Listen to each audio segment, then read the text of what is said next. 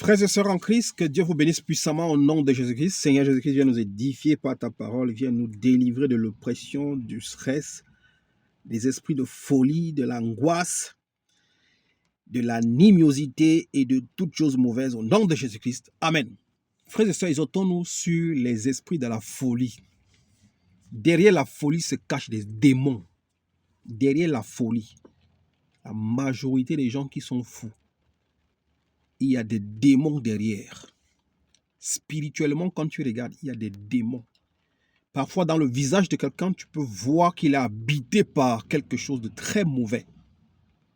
Tu regardes quelqu'un qui souffre de la folie. Il y a des fous, quand tu les regardes, tu peux voir qu'ils sont habités par des esprits.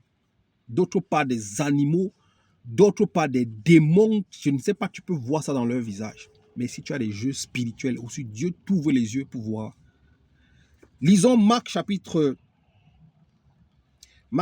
5, verset 1, la Bible déclare: Ils arrivèrent sur l'autre rive du lac, dans le pays des Gadaréniens. Dès que Jésus fut hors de la barque, un homme vint à sa rencontre. Il sortait des tombeaux et il était animé par un esprit impur. Dès que Jésus-Christ est sorti de la barque, un homme est venu à sa rencontre. Il sortait des tombeaux. Ne soyez pas étonnés quand vous voyez certains fous habiter les cimetières. Beaucoup habitent les cimetières parce qu'ils sont habités par les esprits des cimetières. Ils sont habités par les démons. Ils sont habités par les esprits impurs qui les attirent toujours vers les choses impures. Les cimetières. Celui-là habitait les tombeaux. On déclare ici: cet homme habitait dans les tombeaux et personne ne pouvait plus l'attacher, même avec une chaîne. Quand vous voyez des fous, des malades psychologiques qu'on attache avec des chaînes et qu'ils coupent les chaînes, vous êtes surpris. Il y a une révélation derrière. Personne ne pouvait plus l'attacher. Même avec des chaînes, on ne pouvait plus l'attacher. En effet, souvent on l'avait attaché avec des fers aux pieds et des chaînes, mais il avait cassé les chaînes, il brisait les fers. Ce fou, si on l'attachait avec des fers et des chaînes, mais il cassait les chaînes, il cassait le fer et il brisait les chaînes. Qu'est-ce qui se casse derrière? Qu'est-ce qui donne la force à cet homme de pouvoir briser le fer, de casser les fers et de briser les chaînes? Mais il avait cassé les chaînes et brisé les fers et personne n'avait la force de le maîtriser. Et personne n'avait la force de le maîtriser. Frères et sœurs, même ici dehors, quand vous voyez des hommes forts, un homme qui peut frapper 15 à 20 personnes, il frappe 30 personnes, un homme debout, il frappe 30 personnes. Sachez cet homme est habité par une légion de démons. C'est pour ça qu'il n'est pas seul. Spirituellement, il n'est pas seul. C'est des démons qui sont en lui, qui ont la capacité de vous frapper, même si vous êtes 30. C'est pour ça qu'on vous montre souvent l'homme le plus fort du monde. L'homme là est habité par une légion de démons. C'est ce qu'on va démontrer ici. Le fou ici, personne ne pouvait plus l'arrêter. Parce que quand il dégageait comme ça, tout le monde fuyait. La puissance démoniaque qui était en lui. Donc la folie n'est pas quelque chose de simple. Il était sans cesse nuit et jour dans les tombeaux et sur les montagnes. Il criait et se blessait lui-même avec des pierres. Vous voyez des fous qui se blessent eux-mêmes. Vous voyez un homme qui se meurtrit lui-même. Il se blesse lui-même. Quand il est fâché comme ça, il prend un couteau, il coupe sur lui. C'est un démoniaque. Si vous n'avez pas encore vu des gens, quand ils bagarrent, ils cassent, il prend le couteau, il frotte sur lui, il se coupe. Ou s'il ne coupe pas quelqu'un, il ne va pas s'apaiser. C'est quelqu'un qui est habité par les démons. Quand vous voyez quelqu'un, quand il se met, il s'agite pour bagarrer, il frappe une bouteille, il frappe par terre. Il blesse lui-même ou il blesse d'abord quelqu'un. Il veut voir le sang. C'est parce qu'il est habité par les démons. Et le plus souvent, c'est les parents dans leur jeunesse qui mettent souvent ces esprits dans d'autres enfants qui sont forts. Les parents ont mis ces esprits démoniaques en eux afin qu'ils soient forts, puissants. et s'écria d'une voix forte, « Que me veux-tu, Jésus, fils de Dieu très haut ?» La Bible déclare, les démons connaissent Jésus. Ils tremblent et ils fuient. Dès qu'ils voient Jésus, comme il sait que le maître des esprits est là, il commence à lui demander, il vient au-devant de lui, il demande, « Que me veux-tu, Jésus, fils du Dieu très haut? Je t'en supplie au nom de Dieu, ne me tourmente pas. » En effet, Jésus lui disait, « Sors de cet homme, esprit impur. » Jésus lui disait, « Sors de cet homme, esprit impur. » Il a dit à Jésus, « Non, ne me tourmente pas. » Jésus lui dit, « Sors de cet homme. » Il lui demanda, « Quel est ton nom ?» Jésus lui demanda, « Quel est ton nom ?» Il répond, « Mon nom est Légion. » Cet homme dit à Jésus qu'il est une légion. Car nous sommes nombreux. Cet homme dit à Jésus qu'il est une légion car ils sont nombreux. Frères et sœurs, regardez le mystère. Les démons aiment la chair humaine. Voilà un humain qui était habité par une légion de démons. C'est pour ça qu'il était fort. Personne ne pouvait l'arrêter. Il rompait les chaînes, il brisait le fer. Personne ne pouvait le maîtriser. C'est pour ça que vous voyez certains hommes forts ici, on dit l'homme le plus fort du monde. La majorité sont habités par des démons. Et c'est ces démons qui ont la capacité d'écraser les autres, de frapper les autres, d'être au-dessus des autres, pour dominer les autres. C'est le mystère qui se cache derrière la puissance, la force de certaines personnes. Le fou ici avait en lui une légion. C'est pour ça que personne ne pouvait le maîtriser.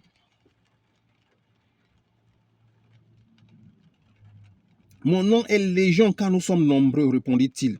Et il supplia avec insistance de ne pas l'envoyer hors du pays.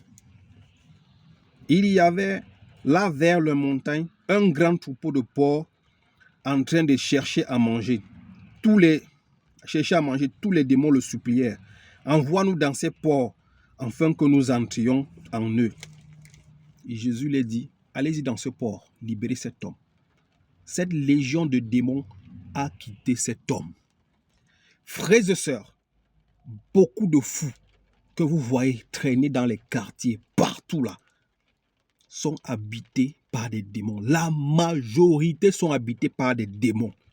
C'est pour ça que je veux te dire, mon frère, fais attention au stress excessif.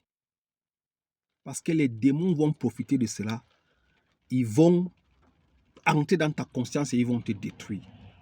D'autres sont frappés par des esprits de folie, comme Nebuchadnezzar, à cause de l'orgueil, la méchanceté. Dieu peut te frapper aussi par un esprit de folie. Si tu es trop orgueilleux, si tu es méchant, si tu commences à te faire grand, tu commences à penser que tu es un Dieu, Dieu peut te frapper de déraisonnement. L'histoire de Nebuchadnezzar a été frappé de déraisonnement par l'Éternel Dieu parce qu'il se faisait orgueilleux. Beaucoup ont reçu les esprits de folie parce qu'ils sont rentrés dans des sectaires, dans des loges mystiques. Beaucoup, c'est à cause des gris-gris, des fétiches qu'ils ont reçu les esprits de folie. Beaucoup, c'est parce qu'ils ont volé. D'autres, c'est à cause des malédictions que les parents ont engendrées. Ils ont ramassé les esprits de folie. Derrière les esprits de folie, je dis les esprits de folie, la majorité des esprits de folie se cachent des démons, des légions. Nous allons voir ici que cet homme va devenir dans son bon sens.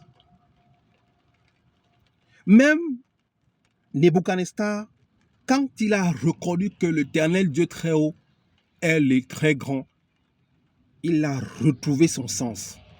Il a retrouvé sa raison. Il s'est humilié, il a reconnu que l'Éternel Dieu très haut est supérieur à toute chose. Il a retrouvé la raison. Dieu peut te frapper de déraisonnements comme il a frappé Nebuchadnezzar, que lui il a élevé, il s'est enorgueilli. Nous allons lire au 18 ici. Au 19, Jésus ne lui permit pas parce qu'il voulait fuir.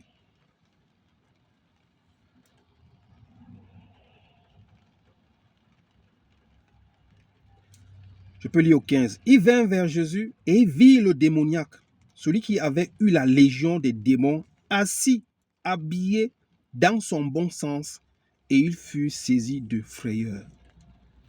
Voilà un homme que personne ne pouvait approcher, personne ne pouvait maîtriser. Il s'est remis dans son bon sens parce qu'il était devenu lui-même. Et les gens étaient stupéfaits, ils étaient remplis de frayeur. Frères et sœurs, je m'arrête là. C'était pour te démontrer que la majorité de folies, de fous, sont habités par des démons.